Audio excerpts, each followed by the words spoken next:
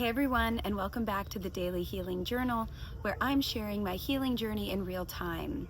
So today I'm going to give you 5 tips on how to spot a narcissist or somebody in your life that could possibly be maybe a sociopath or a psychopath or somebody who shows behaviors that you might not catch unless you kind of know to look for these things. I wish someone had warned me and told me what to look for.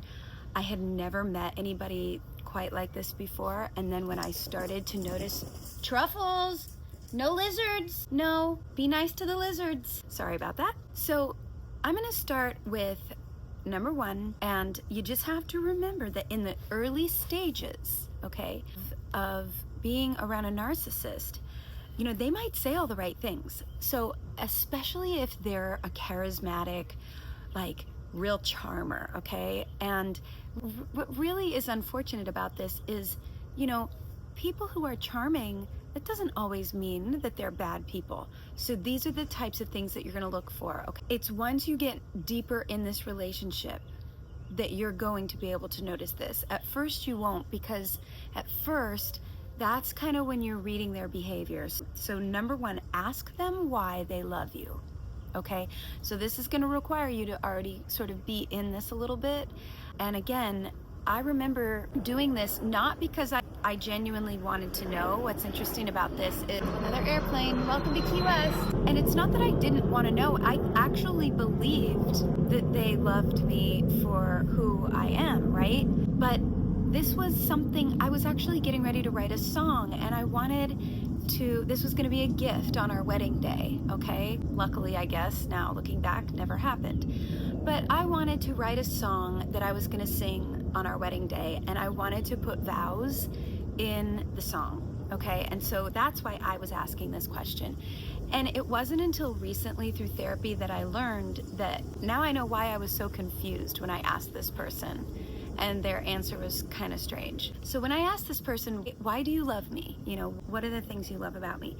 Instead of expressing this emotional depth, okay, this person had sort of a blank stare at first and went, what do you mean? And I was like, well, like, I know what I love about you and why I love you. And, you know, and I named off, you know, certain things about their personality that I did love and I did learn to cherish. And you might see these people make these strange facial expressions. And the thing that I noticed was this person was confused and then said, well, I mean, you're hot and you're kind of high maintenance because you're hot. But I mean, that's nice. You have really nice boob region, okay? That's not the word they used, but we're gonna keep it classy here. And then this person was sort of confused past that, and then went on to say, well, I mean, I guess you're kind of talented.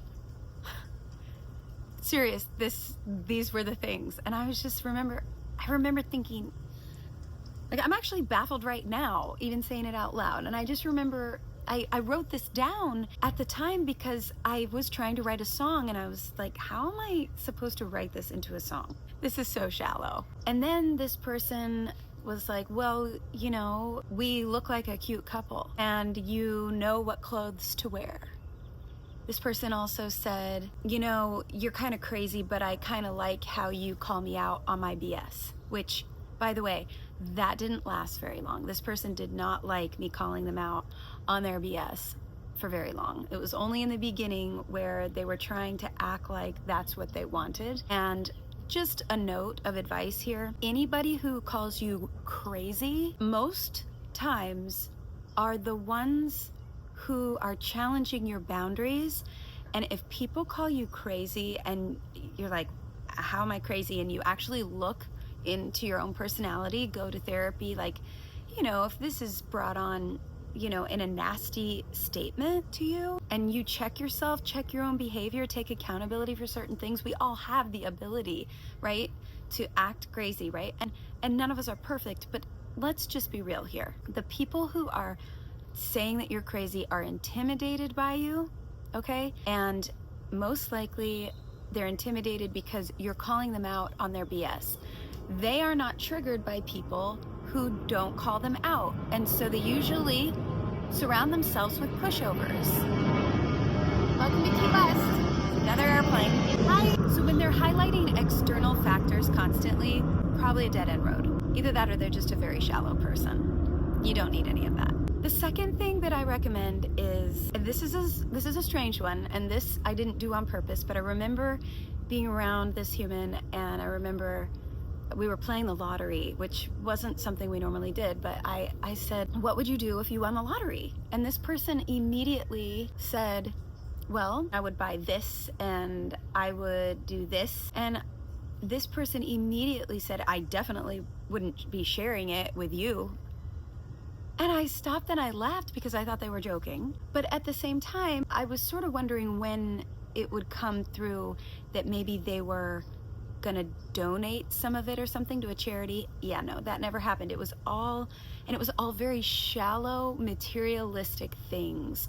There was nothing in depth. There was no like hopes and dreams of maybe, you know, funding a business or anything like that. It was all just very shallow, materialistic items and homes and things that, of course, I mean, that makes sense to a degree, but again, there was just no depth to any of these answers. And so that might be kind of a funny one.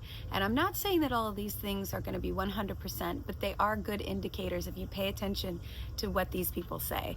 You might be shocked at how shallow these things really are if you're paying attention. The third thing that I would like to say is, I recently learned about this. Do they catch yawns? And I remember thinking when I was around this person, how do you never catch yawns? I catch yawns even through the phone, right? When somebody's leaving me a message and they yawn, well, then it makes me want to yawn, okay? You know, when you're in the same room with somebody and somebody yawns, usually people catch those yawns, not always, but a lot of times they do. And the reason for this is that most people unconsciously yawn when they see someone else yawning. It's an empathetic response. Narcissists, sociopaths, and psychopaths tend to lack emotional mirroring, okay? They might mirror your behavior. So like if you are like, are you crazy? Because they're starting to drive you crazy, they're going to call you crazy, okay? And that goes back to what I was just saying. They do that kind of mirroring. Or if you say, will you ever apologize? Like, have you ever actually apologized and stuck with that apology and stuck with the solution? Probably not if they're a narcissist, but what they're gonna do is say, well, you don't take accountability for anything. And part of that might be because you might be truly innocent. And someone like me, I would make apologies that I don't owe to someone. Why is that? Because I was trying to keep the peace. I also was starting to get brainwashed and believe through gaslighting that I was the problem, okay? So this is really, really, really important because it's going to take us into the fourth one, but hear me out with this yawning thing. They lack this emotional mirroring, and the yawning is part of that, okay? So they often will not catch a yawn. Try yawning around them. I go, and see if they instinctively catch the yawn. This brings us into number 4, test their ability to apologize. So like I was just saying, genuine apologies require self-reflection. I love self-reflection because I want to constantly be the best version of myself, but I found myself being surrounded by people at moments of my life expecting me to always apologize for things that I didn't do. And a lot of times it comes down to your reaction to what caused the disagreement or the bad behavior to begin with. And I have to own my bad behavior, right? But anytime I wanted to get to the root of the problem that caused me to react, which I have to own that, but there was no way that this person was going to actually discuss this unless they wanted something from me. So, for example, maybe this person was about to lose their home through a divorce or something and couldn't get approved for financing. What did I do? Well, maybe I came in and rescued that and made sure there was financing, okay? They wouldn't have that home, they wouldn't have that loan, none of it, if it weren't for me, right? That's correct. So what was happening prior to this, prior to refinancing this home and buying it together? This person was willing to apologize and do whatever it took. I saw this as an act of true commitment. I didn't realize that this was a trap. This was a trap. It wasn't genuine. This person only held their end of the bargain until there was a ring on my finger. A few months later, after we signed these papers, right? Maybe they put a ring on my finger and all of a sudden what? The behavior starts to go downhill. The cracks begin to show. And then when I would bring up problems like, hey, maybe we shouldn't be doing this. Maybe we should get healthier with this. Maybe, I started to notice certain things like hidden bottles of liquor in the laundry and behaviors that don't align with my value system, like drinking and driving, insane amounts of pornography. Just really not something I wanted to build a marriage on, okay? And build a family on. And when you're actively trying to have a child with somebody like this, it's normal to be concerned about these behaviors. And when I would bring these things up, they were just kind of pushed to the side more and more, okay? And a lot of this had to do with this person building up their plan to eventually get rid of me. Whether they knew it or not, that's what these people do because that's how they survive. So anytime that I needed to see change and an apology, this person had their full focus on material things. Look at my job. Look how much money I'm making. Okay, this person's never paid my bills, no matter what they say. And so I'm just like, okay, but that has nothing to do with these problems. That has nothing to do with some of these things that are not aligning. So let's apologize. Let's get our bare feet off of the table in the middle of one of our favorite restaurants. Let's stop ruining every birthday. Let's start working on being adults here so we can be good parents. Let's not drink as much so that, we can get the fertility stuff on board. What was happening? Blame, blame, blame, blame, blame. Not taking accountability for this behavior at all. And in fact, it just got worse the more I was expecting of this person, right? This is what they're gonna do. These are all those red flags I was talking about in the last video that you have to watch for. And a lot of times they bury you. So my living situation, nearly all of my finances, everything was wrapped up around this. And these apologies were very shallow. And then the same things would happen over and over and over again. And they'll bring you flowers and cards and try to schmooze and booze their way through. And it leaves you thinking, am I in love with somebody who just needs to grow? Or is this person really sick? And I know what I figured out, and I don't need to know anymore. I know plenty. And if you're not able to apologize for your behavior and take accountability, and then stick to the solution of growing out of making the same mistakes over and over again, you're gonna go insane with this person. And I started to feel a little insane. Because why? Because this is insane behavior, and it's not healthy. So get out. Just get out. So bring up something minor, that they did to upset you and see how they react. And this is an interesting one because it doesn't have to be big, okay? Test them and bring something small.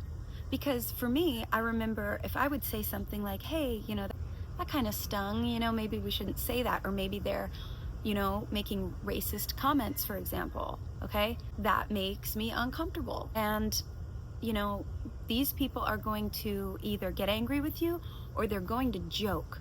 They're going to be like, oh, come on, ooh, like be weird, right? And it's like, well, but why do we have to deflect? We don't need to deflect that.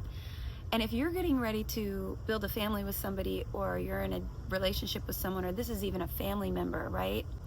Create the boundaries of what you're willing to be around. And if you notice that you have built your life around a liar that cannot take accountability for anything, and they always bring it up around you and go, people have warned me about you for being crazy, just stop right there and think about that for a second. I can tell you right now that the only times that I can really confirm that I've had problems with people is when I called them out on their BS, okay? Now, maybe I've done that more than it's been appropriate, and that's something that I've had to work on, okay? But the problem was that I was surrounding myself in these situations around these people thinking that I could fix them. You're not gonna fix these people. These people have to fix themselves. And the bad news is that if they're a narcissist or on that borderline spectrum, okay, they probably can't fix their problems. They probably, especially narcissists, sociopaths, psychopaths, they all lack the ability to connect with empathy okay? And so they're going to be incapable of having the feelings that it requires to grow as a human being socially, and they may use their intellect at their job, or most of the time with these types of people, they're using their intellect on building a narrative that serves their lies to protect the next chapter of their life or their job, okay? Or their smear campaign, where they're constantly trying to keep this narrative together and balance it. And when these people end up with someone like me, they are in deep, deep dog doo-doo, because I figure them out, especially when I remove myself from the situation long enough to go, this is interesting. And part of my healing journey is trying to understand why I have allowed so many of these people in my life, but especially more recently, this is on another level. This is on another level of being tricked. It's hard to trick me, and I was very fooled and tricked. And you know, it kind of reminds me of Wolf of Wall Street. And people like this worship the people that are fake success stories like Wolf of Wall Street. These people thrive on power and money and material outer lies. And I couldn't even watch the full interview of the ex-wife of the Wolf of Wall Street, because I started getting sick because it reminded me so much of my situation. Like, it's just, that's icky stuff, you guys. A healthy person acknowledges their behavior, okay? And it can be hard at first, okay? But sometimes give that person just a chance to like digest, because everybody processes things. But a true evil person or a true narcissist or any of these other personality disorders that cause these people to lack empathy and understanding and personal growth, they can't apologize and adjust their behavior long term. They might be able to do it like this in increments, but long term, yeah. And the problem is these people attract pushovers, and they will trick you into thinking that they're worth it.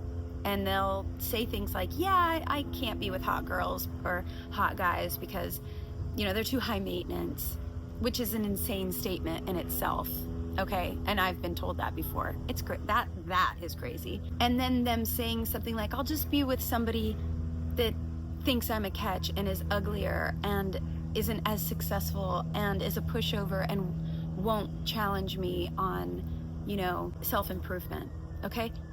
That's the kind of stuff that you got to run for the hills. And I saw a lot of this towards the end of my experience around this. Even after I had walked away, that's when almost all the cracks were showing and all the cards were showing, and I was like, oh my gosh, I just dodged a really insane life. I almost had a baby with this person. This is like, yikes. Big time yikes. And I know a lot of you in the comments have been saying that, in messages, that you have gone through a lot of these types of situations where you ended up having children with these people. And listen, I commend you for getting out, and I send you so much love. So number 5, we're gonna end with, you gotta observe how they react to your success or happiness. So this one is tricky because, especially when you're in, like, let's say you're self-employed like I am or whatever, it's one of those things where you're so wrapped up in trying to create the next thing. They will pretend here and there that they're happy for you because it lifts their ego, okay? This is really strange because this is something that I've just recently noticed. I was like, that's interesting, because every time I had a show or I did a piece of art, 9 times out of 10, this person would go, so anyway, and they would talk over me. They would get drunk at my special events. They wouldn't show up at certain special events, especially if they involved anybody of authority, let's say, you know, military, anything like that, because I love to sing for the people that protect us and serve this country. Thank you, by the way, for your service. You are noticed, and I love you. I'm just here to say that, like, it's very strange to me how now I'm just noticing this. And that's because of how much abuse I was going through. So I was just, it was like, it's almost like when you're in a car and you stick your head out the window and you can only handle the wind so much, right? Until you have to get back and put your face back in the car. It's like, you just kind of like get blinded to all of it. And then you're in a state of survival. And there was a couple of times where this person said they were proud of me, but why was that? Well, a lot of that had to do with, and they even admitted this in the end, that it was just to serve their own ego and make them look better. That's crazy. So these narcissists, they feel threatened by your success, but it also boosts their ego, because it's like, for them, it's this weird game of teetering on a line of, oh, but I want to look important with this person as long as this person doesn't outshine me. That's what they do. And it doesn't mean that they're always posting on social media. These people could be very quiet. This is a psychological game in their mind, and this is their survival. They're energy suckers. So they're using you as their energy supply. Instead of celebrating you, they're going to downplay your achievement. They might have learned, though, okay? And in my experience, they might have learned to go, I'm really proud of you, and say the right things, okay? Because this is rehearsed behavior. It is not genuine. And there is a huge difference. You will know that difference, okay? But you have to remove yourself.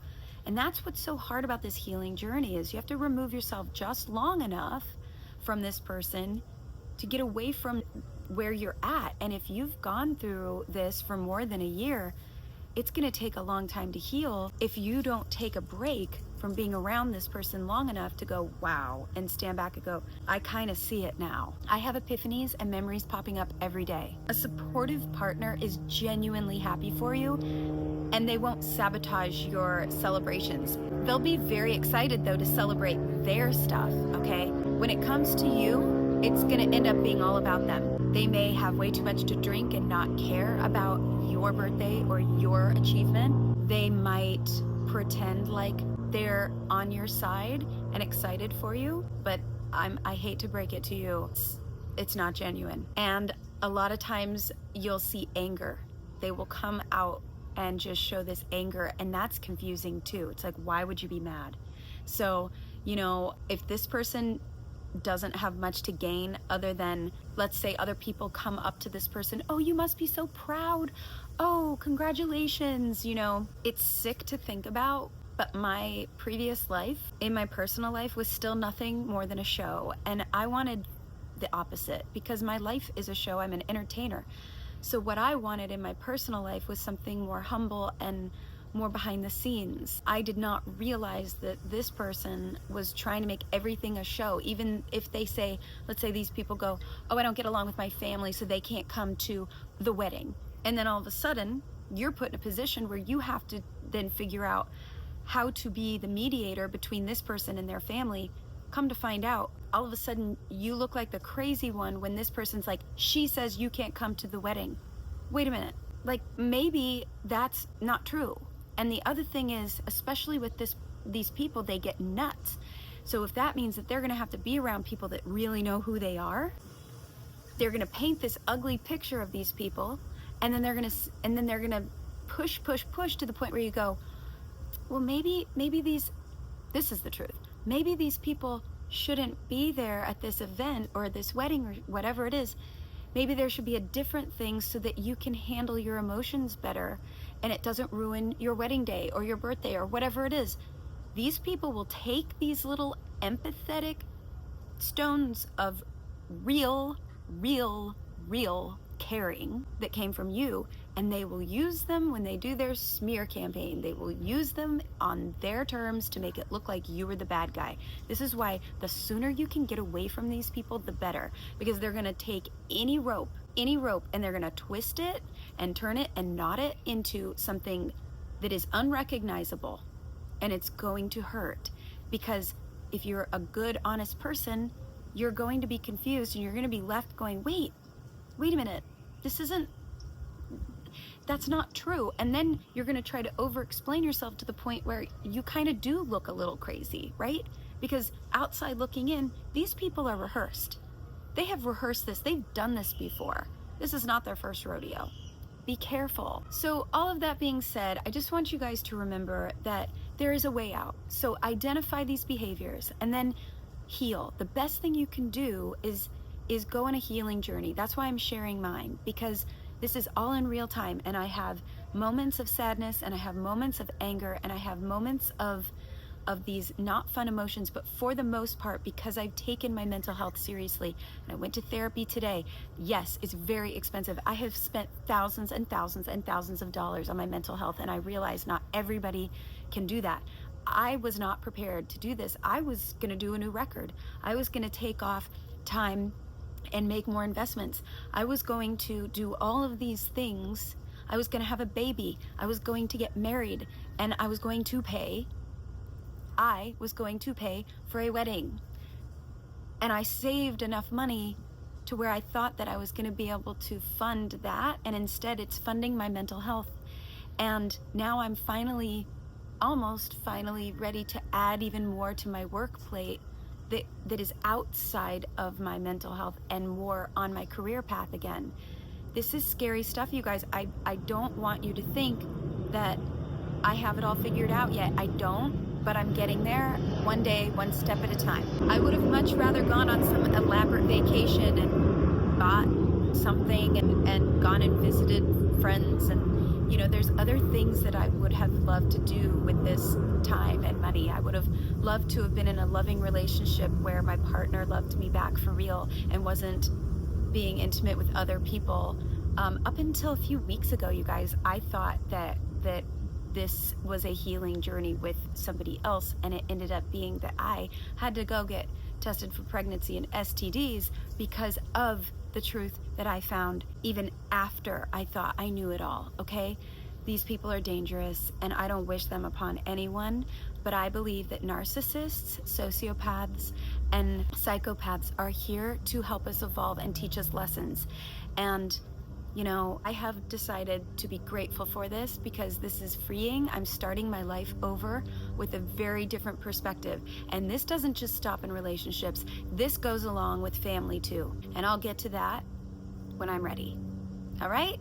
I hope this helps you guys, and don't forget to take care of yourself. Do something for yourself today that's one step in the right direction, not closer to a narcissist or somebody that's hurting you, that's toxic, even if you don't know if they have a mental illness or a personality disorder. No one's perfect, but you have to go what works for you, right? You have to go with what aligns with your guidance system, what is going with your values. Okay? And if these people are continuously triggering you and pushing you off that track, try these 5 things and test them. You're allowed to do that. I always thought that was a little strange to test people. I wish I had done it sooner. Okay? Hang in there. I'm sending you a lot of love from Key West, and I'll see you tomorrow. Bye-bye. I hope that helped.